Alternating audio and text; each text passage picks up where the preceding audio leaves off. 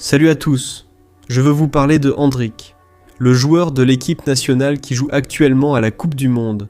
Tout le monde dit que c'est un crack, non? Je suis d'accord avec ça, il joue vraiment bien au foot. Mais il y a eu une histoire qui lui est arrivée quand il était adolescent, si je ne me trompe pas.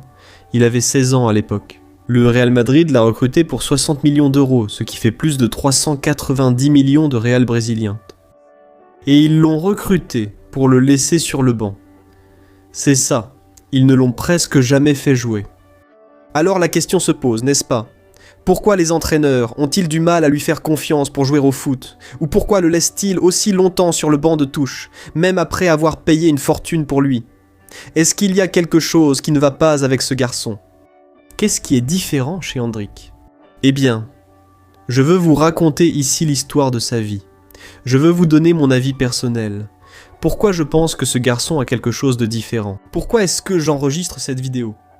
Parce que j'ai regardé quelques vidéos où certains de ses coéquipiers ne le saluent pas. C'est bien ça, des personnes qui jouent aussi au football, souvent passent devant lui sans le saluer.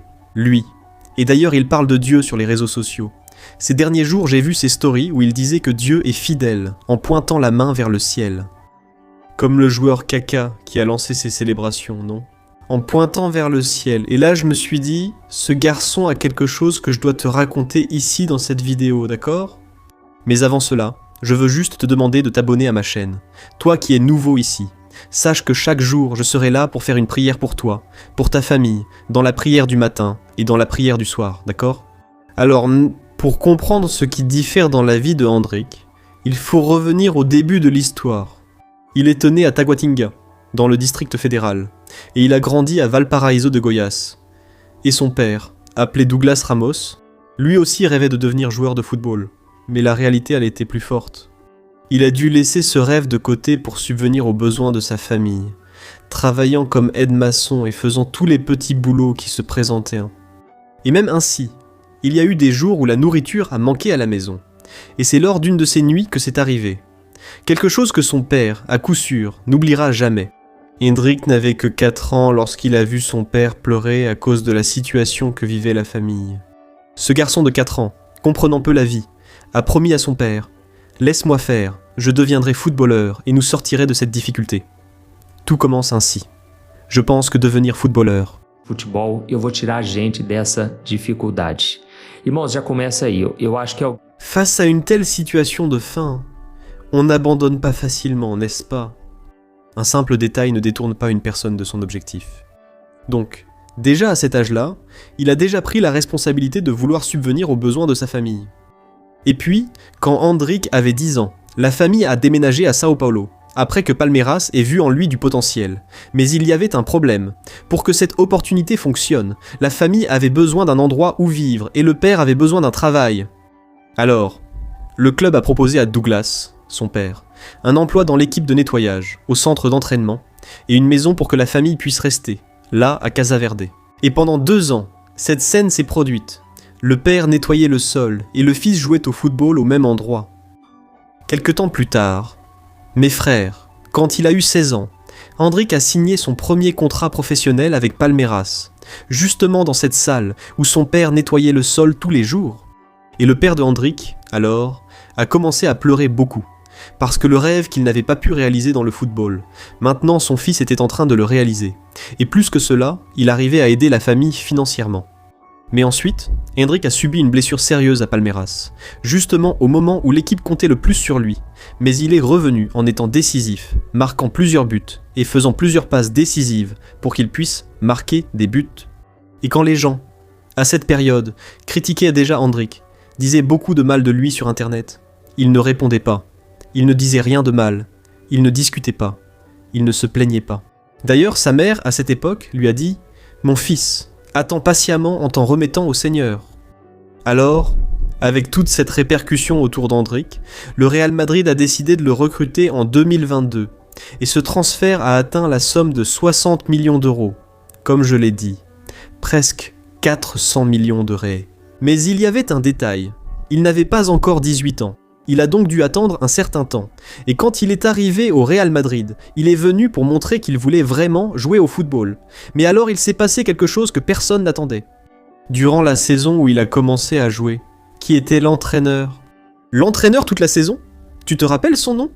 L'entraîneur actuel de l'équipe nationale brésilienne à la Coupe du Monde est Endrick.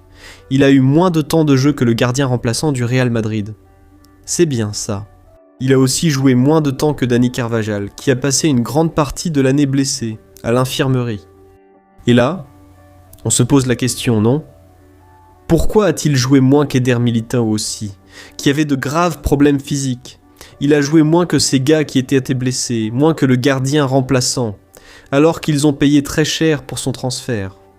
Mais la situation est devenue encore plus étrange après le départ d'Ancelotti et l'arrivée de Xabi Alonso à sa place. Et c'est là qu'Endrick a pratiquement disparu. Il n'a plus joué, il est entré sur le terrain, juste pour que tu aies une idée, seulement 3 fois. Et il est devenu le seul joueur à ne pas avoir d'opportunité de jouer.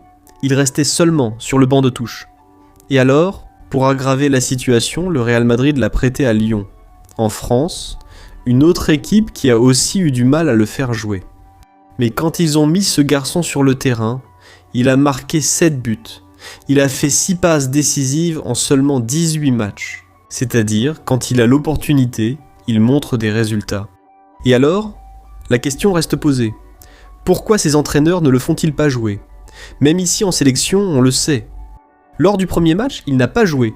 Lors du deuxième, contre Haïti, il a joué seulement un peu. Et il a même marqué un but. Mais il a été annulé parce qu'il était hors jeu.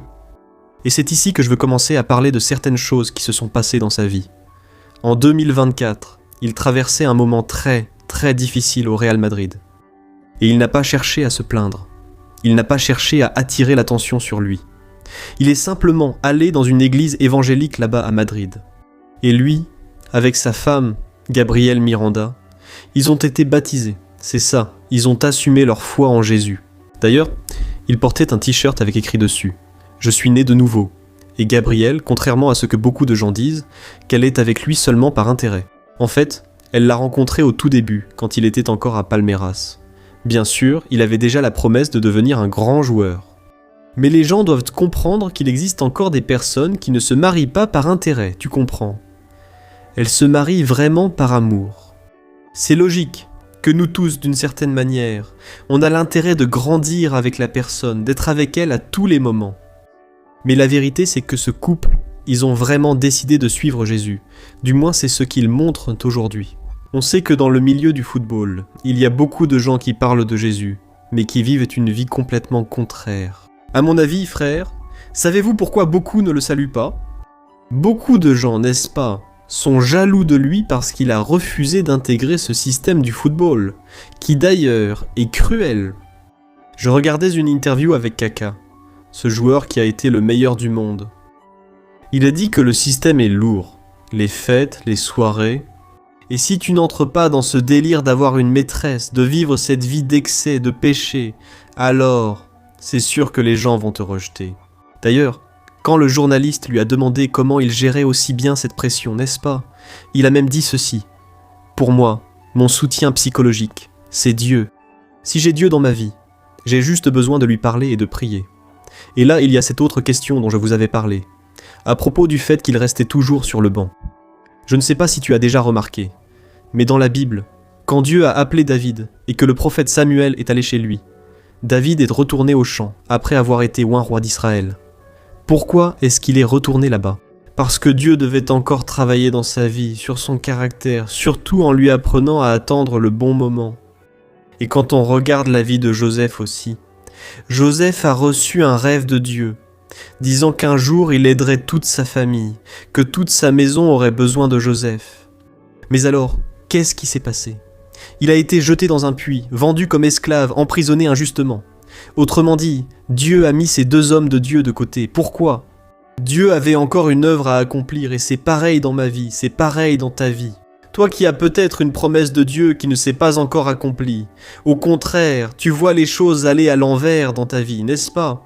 On dirait que chaque jour tu es de plus en plus éloigné de l'accomplissement de cette promesse. Et je suis venu ici pour te dire, ne te décourage pas, n'abandonne pas et ne négocie pas tes principes. Amen. Bien sûr, je ne suis pas en train de comparer Endrick à David ou à Joseph, ce n'est pas la question. Je veux juste te faire réfléchir que cela arrive aussi dans notre vie. Très souvent, Dieu nous appelle. Très souvent, Dieu nous fait des promesses. Mais ensuite on regarde notre réalité, et il semble que c'est totalement différent, n'est-ce pas? Alors, j'espère que tu apprendras de son exemple. Je ne suis pas là pour mettre ma main au feu pour qui que ce soit. Je ne le connais pas personnellement. J'aimerais vraiment pouvoir lui faire une accolade et lui dire « Mec, continue sur cette voie. Tu fais tout comme il faut. Tu es un bon joueur. » Un homme qui va bientôt devenir père. Je crois qu'il est fidèle à sa femme et aussi serviteur de Jésus-Christ. Alors, je crois qu'il est notre frère en Christ et je l'embrasse, lui et sa famille.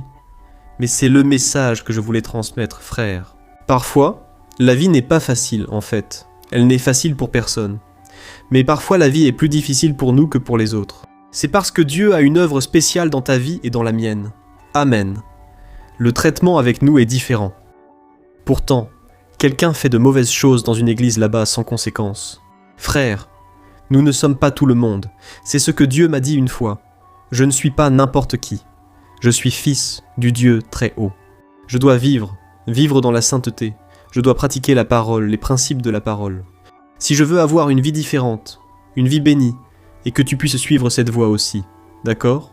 Que Dieu te bénisse. Je vais laisser 2 vidéos ici à l'écran. Regarde-les. Je crois que Dieu va parler à ton cœur. Gros câlin.